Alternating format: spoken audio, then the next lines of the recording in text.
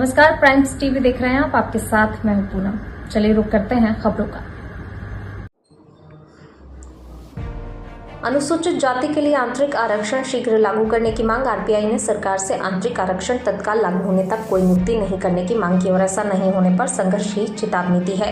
सेवानिवृत्त न्यायाधीश एजे सदाशिव आयोग के पास डेटा उपलब्ध होने के बावजूद सरकार ने डेटा एकत्र करने के लिए एक और आयोग बनाया, जिससे भ्रम पैदा हुआ है।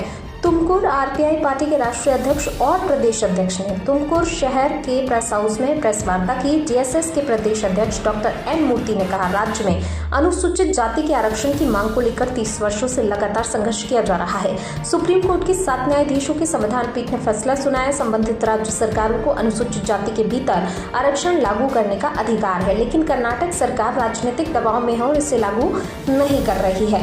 सिद्धरामैया की सरकार इस तरह के स्मार्ट कदम ने कई संदेहों को जन्म दिया है। राज्य सरकार ने अपने आदेश दिनांक 12/11/2024 में सेवानिवृत्त न्यायाधीश नागमोहन दास आयोग को एक परिपत्र जारी किया कि समय सीमा 12/1/2025 तक 2 महीने के भीतर डेटा उपलब्ध कराया जाए, आंतरिक आरक्षण लागू किया जाए और तब तक सभी नौकरी भर्तियों को निलंबित कर दिया जाए। ऐसा न होने पर सभी सामुदायिक संगठन आगे की लड़ाई के लिए कई बैठकें करेंगे। उन्होंने चेतावनी दी, अगले माह जनवरी 2025 में एक मंच के नीचे जमकर संघर्ष करने का निर्णय लिया जाएगा। ನ್ಯಾಯಮೂರ್ತಿ ಸದಾಶಿವ ಆಯೋಗದ ವರದಿ ಬಗ್ಗೆ ನಿರಂತರ ಇಡೀ ರಾಜ್ಯದಲ್ಲಿ 30 ವರ್ಷಗಳ ಕಾಲ ಹೋರಾಟ ನಡೆಸಿತ್ತು. ಆದರೆ ನಾಗಮೋಹನ್ ದಾಸ್ ವರದಿಯನ್ನು ಸಿದ್ದರಾಮಯ್ಯನವರು ರಚನೆ ಮಾಡಿದ್ದಾರೆ. ಈಗಾಗಲೇ 12ನೇ ತಾರೀಕು ಕಳೆದ 3 ತಿಂಗಳ ಗಡುವು ಮುಗಿದೋಗಿದೆ. ಇದರ ಹಿನ್ನೆಲೆಯಲ್ಲಿ ಇಡೀ ರಾಜ್ಯಾದ್ಯಂತ ದಲಿತ ಸಂಘಟನೆಗಳು, ಪ್ರಗತಿಪರ ಸಂಘಟನೆಗಳು, RPI ಬಿ ಪಕ್ಷ ಏನಿದೆ ಇವತ್ತು ಪತ್ರಿಕಾಗೋಷ್ಠಿ ಮೂಡಿಸೋದ್ರ ಮೂಲಕ ಸರ್ಕಾರಕ್ಕೆ ಒಂದು ಎಚ್ಚರಿಕೆ ಕೊಡೋದ್ರ ಮೂಲಕ ನೀವು ತಗೊಂಡಂಥ ಗಡುವು ಒಳಗೆ ಕೂಡಲೇ ವರದಿ ಅನುಷ್ಠಾನ ಮಾಡಿ ಜಾರಿ ಮಾಡಬೇಕು.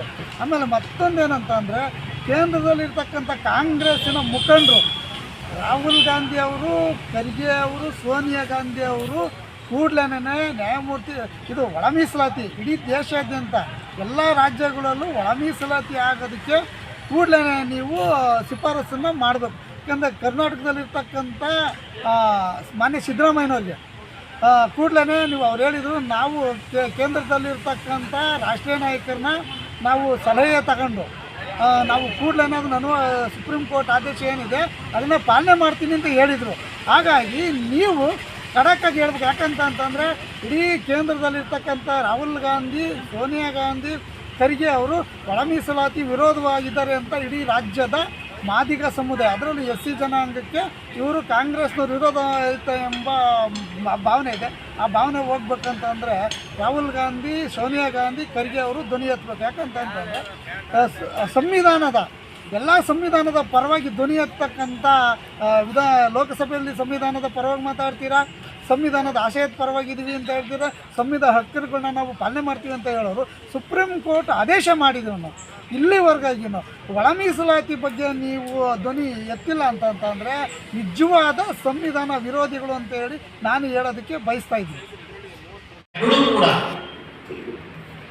SC, ST, OBCಗಳಿಗೆ ತೀವ್ರ ಅನ್ಯಾಯವನ್ನು ಮಾಡ್ಕೊಂಡು ಬಂದಿದೆ. SC, ST, OBC ಧಾರ್ಮಿಕ ಅಲ್ಪಸಂಖ್ಯಾತರಿಗೆ ಏನಾದರೂ ಇತಿಹಾಸದಲ್ಲಿ ಅನ್ಯಾಯ ಮಾಡಿರೋದು ಅಂತಂದ್ರೆ ಬಿಜೆಪಿ ಕಾಂಗ್ರೆಸ್ ಸರ್ಕಾರಗಳು, JDS ಸರ್ಕಾರ, ಬಿಜೆಪಿ ಕಾಂಗ್ರೆಸ್ ಸರ್ಕಾರ, 3 ಸರ್ಕಾರಗಳು ಅವರ ಪ್ರಣಾಳಿಕೆಯಲ್ಲಿ ಹಾಕಿದ್ರು, ನಾವು ಅಧಿಕಾರಕ್ಕೆ ಬಂದ್ರೆ ಮೀಸಲಾತಿಯನ್ನು ವರ್ಗೀಕರಣ ಮಾಡ್ತೀವಿ ಅಂತ. 3 ಜನರು ಪವರಿಗೆ ಬಂದ್ರು, 3 ಪಕ್ಷನೂ ಕೂಡ. ಆದರೆ ಪರಿಶಿಷ್ಟ ಜಾತಿಯವರ ವಿಚಾರ ಬಂದಾಗ ಇವರು ದಿವ್ಯ ನಿರ್ಲಕ್ಷ್ಯತೆ ಮತ್ತು ದಿವ್ಯ ಮೌನವನ್ನು ವಹಿಸ್ತಾರೆ, ತೀವ್ರ ಅನ್ಯಾಯವನ್ನು ಮಾಡ್ತಾರೆ. ಸಿದ್ದರಾಮಯ್ಯನವರು ಚಿತ್ರದುರ್ಗದಲ್ಲಿ ನಾವು ಮೊದಲನೇ ಕ್ಯಾಬಿನೆಟ್ ಅಲ್ಲಿ ಮೊದಲನೇ ದಿನ ನಾವು ಮೀಸಲಾತಿಯನ್ನು ವರ್ಗೀಕರಣ ಮಾಡ್ತೀವಿ ಅಂತ ಹೇಳಿದ್ರು. ದೊಡ್ಡ ಸಮಾವೇಶ ಮಾಡಿ ಪರಿಶಿಷ್ಟ ಜಾತಿಯವರ ಶೋಷಿತರ ಹೆಸರಿನಲ್ಲಿ ಅವ್ರು ಕೊಟ್ಟ ಮಾತೇನು, ಇವತ್ತು ಮಾತಿಗೆ ತಪ್ಪಿದ್ದಾರೆ, ವಚನ ಭ್ರಷ್ಟರಾಗಿದ್ದಾರೆ ಸಿದ್ದರಾಮಯ್ಯನವರು. ಅವರು ವಚನ ಬಿಟ್ಟ ಸರ್ಕಾರ. ಏನ್ ನೀವು ಬಿಜೆಪಿ ಅವರು ವಚನ ಭ್ರಷ್ಟರು ಅಂತ ಹೇಳ್ತಾ ಇದ್ದಾರೆ, ಆ ಒಂದು ವಚನ ಭ್ರಷ್ಟರು ಕಾಂಗ್ರೆಸ್ ಮೊದಲನೇ ಸಾಲಿನಲ್ಲಿ ಇರ್ತೀನಿ ಅನ್ನೋ ಮಾತನ್ನ ಈ ಸಂದರ್ಭದಲ್ಲಿ ಹೇಳಕ್ಕೆ ಇಚ್ಛೆ ಪಡ್ತಾ ಇದ್ದೇನೆ. ಹಾಗೇನೆ ಏನು